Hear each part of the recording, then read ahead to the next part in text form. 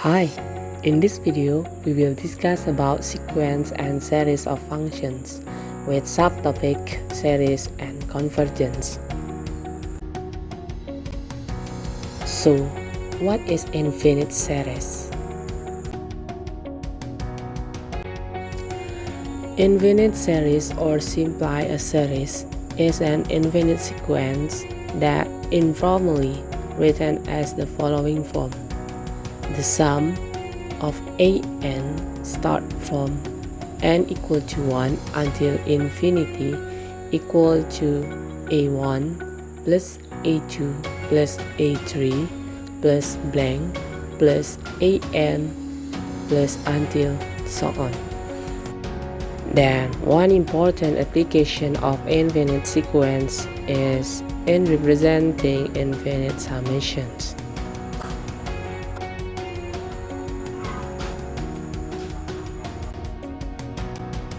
Next, definitions of convergent and divergent series.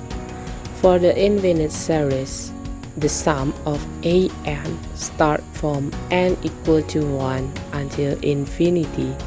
The nth partial sum is Sn equal to a1 plus a2 plus blank plus an.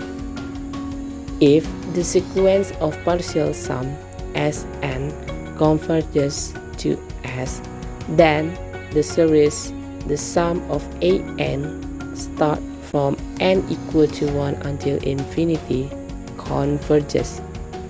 The limit S is called the sum of the series. S equal to a1 plus a2 plus blank plus an plus until so on. If Sn diverges, then the series diverges. So here, we got the example of converge and diverge series. A. The series. The summations start from n equals to 1 until infinity. 1 over 2 to the power of n equals to 1 over 2 plus 1 over 4 plus 1 over 8 plus 1 over 16 plus blah blah blah.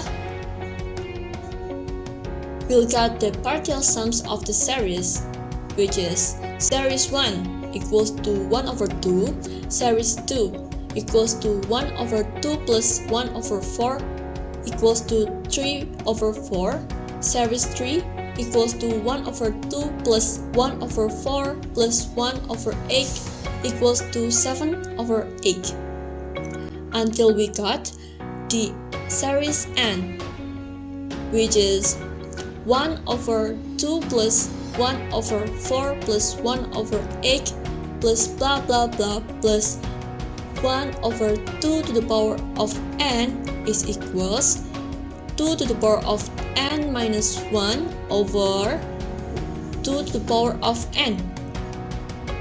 Because the limit n approaches to infinity, 2 to the power of n minus 1 over 2 to the power of n is equals to 1, it follows that the series converges and its sum is 1. Then, we have the other ways to determine the partial sums. On the left figure, we can determine the partial sums using graph, or it is using technology. The graph shows that the first 15 partial sums of the infinite series in the previous example, or example A. And from that graph, we can see how the values appears to approach the line y equals to 1. Moving on to the next way, which is on the right figure. Here, we can geometrically determine the partial sums of the series. As we can see there, the whole square is 1 times 1, which demonstrates that the values of the partial sums of the series is approached to 1. After understanding the example A, and we got the other ways to determine the partial sums. Now, let's go to the next example. Example B. The n partial sums of the series. So, the summations start from n equals to 1 until infinity. 1 over n minus 1 over n plus 1 is equals to 1 minus 1 over 2 plus 1 over 2 minus 1 over 3 and plus 1 over 3 minus 1 over 4 plus blah blah blah is Sn equals to 1 minus 1 over n plus 1. So, because the limit of Sn is equals to 1, the series converges and its sums is 1. Then, the series of summations n equals to 1 until infinity, 1 equals to 1 plus 1 plus 1 plus 1 plus blah blah blah is diverse because Sn is equals to n and the sequence of the partial sums diverge. All of our explanations using reference by Larson books with the title of Calculus of a Single Variable, Yearly Transcendental Functions, 6th edition.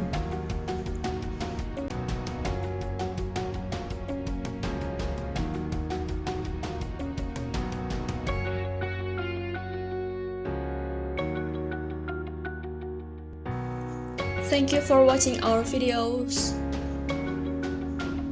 If you have any questions, don't hesitate to ask in the comment sections below. See you next time.